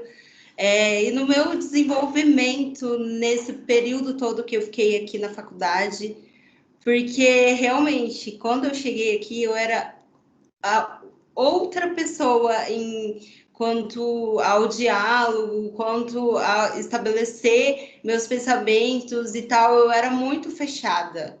Eu não era muito aberta ao diálogo, a saber contradizer outra pessoa de maneira respeitosa, vamos dizer assim. Foram várias coisas que, assim, igual você falou, eu tive um grau a mais de esforço do que o aluno comum da UFPR para conseguir estar aqui com 5 anos de faculdade, porque eu comecei em 2016. Então, só o fato de eu ter escolhido o curso de Direito já foi um ato de coragem, porque a minha família toda me pressionava bastante para seguir na área de saúde, mais especificamente medicina. Mas só que daí, em 2015, eu comecei o curso de enfermagem para aproveitar a matéria e continuar tentando medicina. Mas aí eu levei um choque de realidade, eu vi que não tinha nada a ver comigo, tanto em quesito de conceito quanto de prática, não era. E eu sempre gostei de direito, essa é a verdade. Eu sempre lutei pelos direitos. sempre me incomodou, porque o meu irmão é mais velho, o machismo estrutural dentro da minha casa. Também na etnia do meu pai, mais forte ainda, eu sentia isso. E foi, com certeza, foi um dos grandes condicionantes, falar, não, eu vou fazer direito, porque eu tenho que mudar isso. Eu tenho que mudar não só... E com o curso de direito, eu vi que o problema era mais extenso do que eu pensava. Não está só na sociedade, mas no sistema jurídico, né? Como um todo. Como a professora Kátia falou, né? O direito é uma rixa que você tem lá, né? Realmente, quando você começa a estudar, você começa a se sentir jogado lá embaixo, mesmo sem ninguém ter te dito nada. Você já se sente, porque todo mundo que está lá é preparado e sabe disso, né? E isso que é o mais... Por isso que eu me sinto muito feliz, muito lisonjeada, e eu agradeço muito a vocês por compartilhar comigo, tanto o Pazelo, tanto quanto a professora Kátia, tanto quanto você, Fran, a Norma também, o conhecimento de vocês de forma tão simples, assim, de forma que eu não me sinta intimidada com o conhecimento de vocês. Assim, eu me descobri uma pesquisadora, eu nem sabia que eu era, mas eu me descobri pesquisadora e realmente antes nem considerava fazer uma pós. Hoje eu já penso em fazer, porque eu acho que seria algo legal para dar uma continuidade. E assim, quanto à sua pergunta do Luciano Terena, aí entra um quesito mais regional. Porque da onde eu vim do Mato Grosso do Sul. Lá, muita gente, a minha aldeia urbana, lá é normal, perfeitamente normal, você ser indígena. Ah, você é indígena? Aqui, quando você fala que você é indígena, a pessoa já te olha, já, sabe? E eu já me sinto intimidada, sabe? Eu já sinto um temor de julgamento, entendeu? Principalmente no trabalho, sabe? Que lá em cima, né? Que estão tudo e todo mundo, né? Que é o Tribunal de Justiça, né? Lá tá os desembargadores, tá os juízes. Então, assim, querendo ou não, como o racismo é estrutural, você se sente intimidado de se afirmar, entendeu? Mas, assim,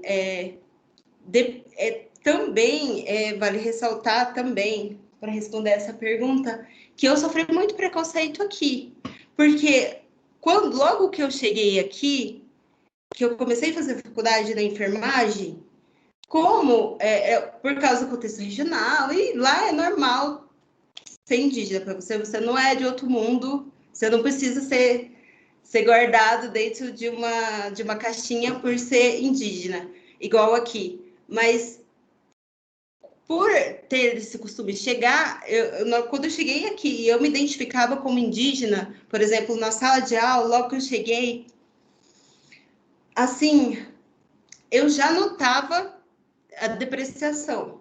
Incrível. De uma maneira fática, que ocorreu comigo na enfermagem, foi uma vez que uma menina pediu para... Um professor pediu para imprimir, não sei o que. Daí eu perguntei, gente, tem um negócio para imprimir? Aí a guria falou, claro, você não paga nada, tem que pagar alguma coisa. Coisa que a universidade pública é paga. Mas, assim, só para me depreciar, só para me diminuir, mesma coisa no direito. O Odione começou o direito comigo. Na época, a Ju também, eu acho, estava não sei se ela estava no dia na sala, mas que me falaram assim, que a menina pegou, né? Que a gente, no começo da aula, a gente tem que se apresentar, né? Eu apresentei como indígena, o Johnny também. Aí, eu lembro que teve um trabalho, o primeiro trabalho que teve, era para fazer um resumo. E eu entendi errado, eu entendi que era para fazer fichamento. Confundi, normal, né? Normal. Para os brancos, né? Para eu que sou indígena, é altamente depreciativo. Eu peguei e fiz um fichamento no lugar do resumo e mandei para a guria. Aí, para o trabalho, ela pegou e falou para mim: ai, você pode deixar que a gente faz a sua parte.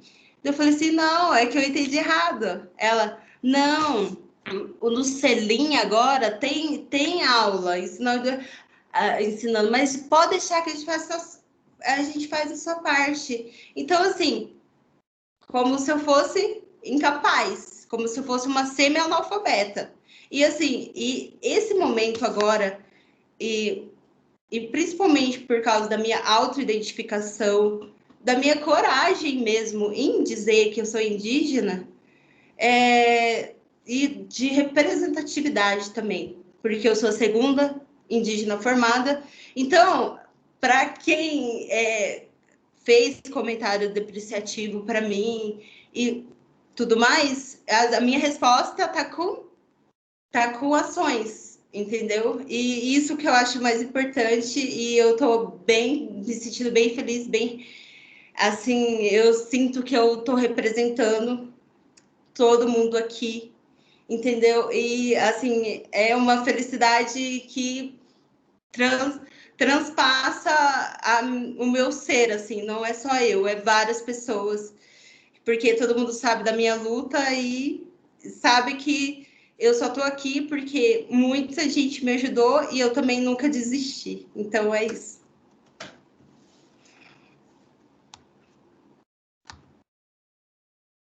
Muito bem, Luciana. Muito depoimento muito rico e forte, né? Acredito que a Fran esteja satisfeita com a resposta. Qualquer coisa você me avisa. E Excelente, excelente, super satisfeita e orgulhosa. muito bem, maravilha. Então, eu passo para a terceira e última parte, que é aquela na qual o orientador se pronuncia, né? Evidentemente, como orientador, eu não faço questões, todas as questões já foram feitas ao longo desse processo, né, de construção do texto, assim como foi um processo de acompanhamento, evidentemente limitado, né, e até por isso ressalto a importância do trabalho da Francine, da Norma, enfim, de todos os que se dedicam a essa árdua tarefa, que poderia ser, e eu deixo consignado sem nenhum receio, poderia ser mais valorizada na nossa universidade, ainda que a política seja uma grande conquista, né, a política pública seja uma grande conquista, há muito ainda por avançar. De qualquer modo, né, eu perguntava para a Luciana se a gente poderia divulgar, se a gente poderia colocar esse fato histórico como um elemento a ser marcado,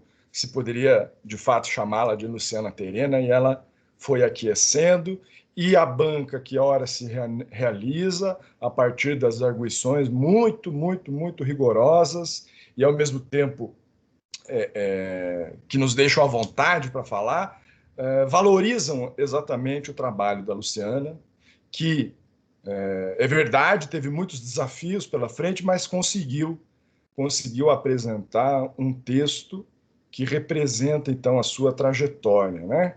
Acho que a avaliação rigorosíssima que a Kátia fez e a avaliação contínua e de acompanhamento que a Francine fez demonstram isso, né? Relativamente a um texto que se propôs fazer uma pesquisa desde a perspectiva indígena e sobre a questão indígena, mas sofisticadamente acolhendo também, né, possibilidades de fazer o diálogo com dimensões que poderiam estar fora dessa mais comum aproximação do debate que a Luciana propunha. Eu fiquei me recordando aqui durante a banca que a Luciana, de fato, no início, talvez um pouco mais tímida, pelo menos com relação ao mundo do direito e, enfim, aos professores, e a mim em especial, né? Mas ela me procura para orientação e eu imediatamente aceito, porque acho que essa é a minha função, ainda que a temática que ela propusesse fosse uma temática bem diferente da que costumava ser assim, a minha área de atuação, que era basicamente a questão criminal. A Luciana queria falar sobre a questão criminal lá no começo, não sei se ela lembra, né? E o tempo foi passando, a gente foi conseguindo dialogar, eu fui abrindo também as minhas limitações, né, como professor, e o resultado é este, né? O resultado é a monografia que ela apresentou, que, de fato, se não fosse talvez a pandemia e o tempo que acabou se tornando exíguo, né, com certeza aquele capítulo 3 seria, né, a parte mais ampla da monografia, mas ela mesma trouxe questões prévias, ela fez questão de trazer questões teóricas, fez questão de fazer contextualizações jurídico-normativas, para só então entrar na pesquisa uma grande consciência, portanto, como pesquisadora, né, de que ela precisava fundamentar, porque ela ia enfrentar um processo de questionamentos, e não só os da banca, mas da sociedade que vê a segunda indígena se formar em Direito na Faculdade de Direito da Universidade Federal do Paraná, o que é uma conquista, mas ao mesmo tempo acaba sendo um peso do ponto de vista desses desafios. Mas a Luciana venceu-os muito bem, sem perder a sua ternura, eu sublinharia aqui, humildade e uma profunda sede de aprendizagem que se revela efetivamente na mudança que o trabalho teve na sua versão original para a sua versão final, desde a parte mais formal até isso que considero seja uma sofisticação intelectual na articulação de ideias e, certamente, né, as críticas e sugestões feitas pela banca vão ser acolhidas e vão apontar para um novo momento da formação estudantil da Luciana, que é este que ela tem pela frente e, na medida do que ela quiser escolher, ela assim o vai fazer. Já pôde escolher a questão do direito em face da saúde, né? Agora ela poderá escolher em qual momento da profissionalização ela vai querer se dedicar, evidentemente com os limites materiais que todos nós temos, as nossas dificuldades do ponto de vista, né, econômico, financeiro, enfim, e quaisquer outros, né? Imagino que a saudade da família seja grande, ao mesmo tempo que deva estar se criando uma ambiguidade, ficar ou não ficar, já se constituem novas relações importantes, né? As de amizade, afeto e amor, que com certeza a Luciana consegue expressar desde sempre. Então eu faço questão de fazer essas considerações para dizer do meu imenso orgulho em poder orientá-la. Do ponto de vista da minha trajetória pessoal, é muito marcante ter orientado a Nayara Tucano em 2012 e agora a Luciana Colombo, Terena em 2020. Eu vejo aqui dentre os participantes da sala outros estudantes que ou foram do direito ou estão no direito, sendo indígenas, né? Foi falado aqui do Odione, que eu não tive muita oportunidade de conhecer, que já tomou os novos rumos, né? A Ângela, o Giovan, que fez o caminho inverso da Luciana, né? Que foi do direito, a partir de uma luta árdua para a medicina lá no interior do Paraná. Acompanhamos esse incrível processo, assim como foi incrível esse desabrochar da Luciana aqui.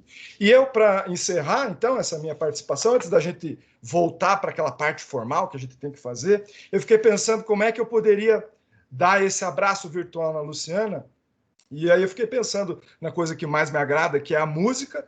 Aí eu peguei um vinil do Taiguara, que tem suas canções de amor e liberdade, e lembrei de um trecho de uma música desse nosso grande compositor que buscou enfatizar suas raízes indígenas, no caso as guaraníticas, nascido no Uruguai, criado depois no Rio Grande do Sul e depois no Espírito Santo. Ele diz numa música chamada América del Índio, o poema ameríndio, que sou índio, não sou folclore, sou gente e vou alcançar a ciência que os senhores corrompem para dominar. A terra, a gente, que os senhores corrompem para dominar.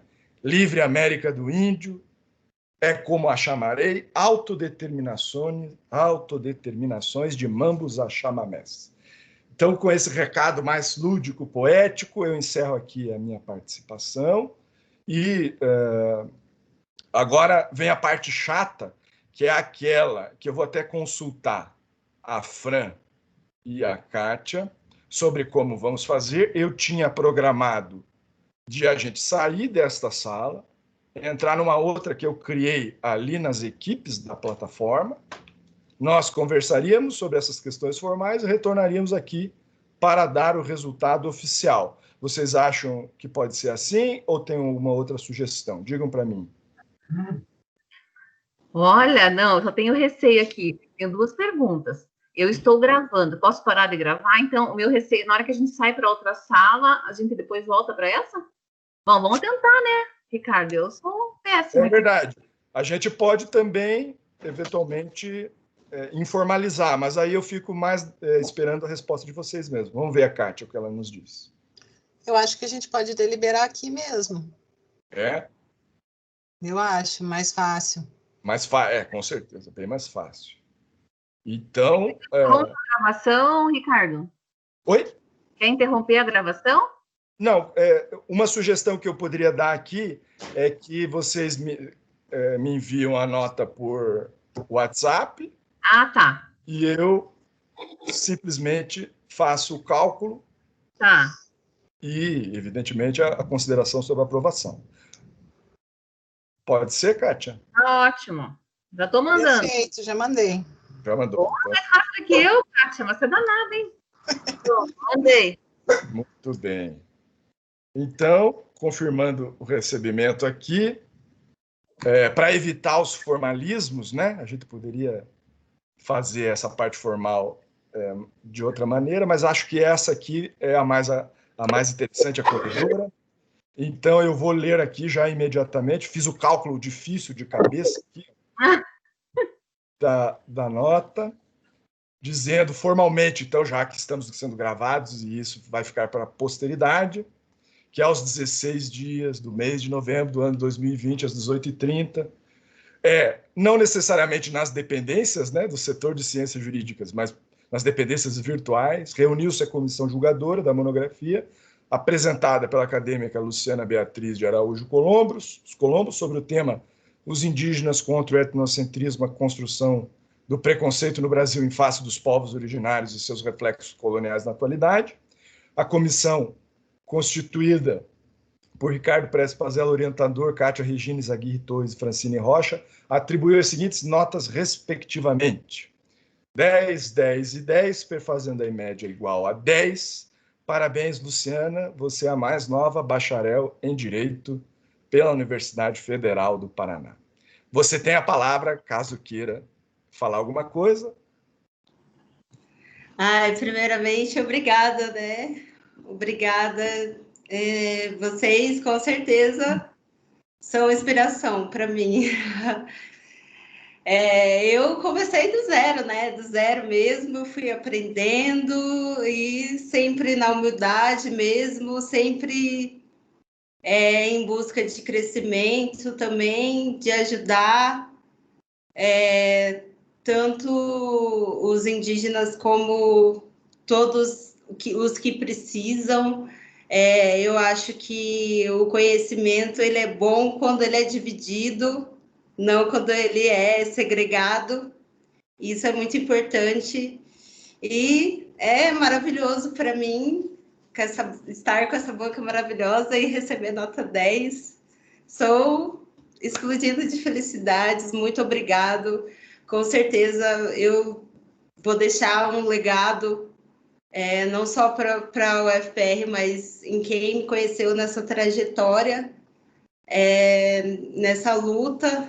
E vamos sempre avante, gente, sempre em frente. Nossa, e eu agradeço muito, porque isso foi uma construção de todos os indígenas, né? Dos indígenas do projeto, dos colegas que escutaram meus lamentos, os meus choros, também dos que prontamente me deram, me concederam, né, a entrevista, foram maravilhosos, se abriram, fizeram o meu conhecimento e o meu olhar crescer, multiplicar de dimensão. Então, eu só tenho a agradecer a Deus, a vocês todos, e muito obrigada, e eu estou muito feliz. Legal, Luciana. Ó, eu digo assim, nós estamos nesse momento virtual. Se estivéssemos presencialmente, eu franquearia a palavra, e vou fazer, inclusive, né? Enfim, eu já estou enviando aqui para a banca a parte formal, na medida da necessidade, né? De que a gente tenha que se ausentar. Mas lembro que nessa banca de 2012, né? Após a banca encerrada, o pai da Nayara, que era um líder tucano, né, nacional, Álvaro Tucano, falou: vocês fizeram o rito de vocês, agora vou fazer o meu, né? E aí nós compartilhamos. Infelizmente não vamos ter possibilidade de fazer isso aqui, mas se alguém quiser comentar alguma coisa, fica à vontade, inclusive a professora Kátia, a professora Francine, a professora Norma, que está presente, seus colegas, né, da Luciana, se quiserem usar a palavra para alguma coisa, fiquem à vontade. Bom, eu queria dar os parabéns para a Luciana, dizer, olha, considere, né, a pesquisa acadêmica, porque ela é importante, necessária, bem-vinda, né, a esse universo de pesquisas, assim, a gente precisa de mais pessoas como você. Então, toda felicidade, né, e tudo de melhor, sempre. Que bom. Obrigada. Lu, continue assim, maravilhosa. Parabéns, querida. Parabéns, professor Ricardo. Maravilhoso trabalho. Nós que agradecemos, tanto a Kátia quanto a Fran. Professor Ricardo, já que você me permite a palavra, dar os parabéns para a nossa querida Luciana Terena e também ao senhor, professor Ricardo, pelo trabalho brilhante, orientação brilhante. Prazer em conhecê-la, Kátia, minha amiga batalhadora Francine, parceira de dia a dia aqui na universidade. Então, Luciana, tem muito a comemorar. Parabéns, é um orgulho nosso e mérito seu. Parabéns. Uma grande conquista e obrigada por estar compartilhando aqui espaço com os colegas de direito. Obrigada. Obrigada, Norma. Fran, se você quiser interromper a gravação para ficar também mais tranquilo aí, fique à vontade. Tá?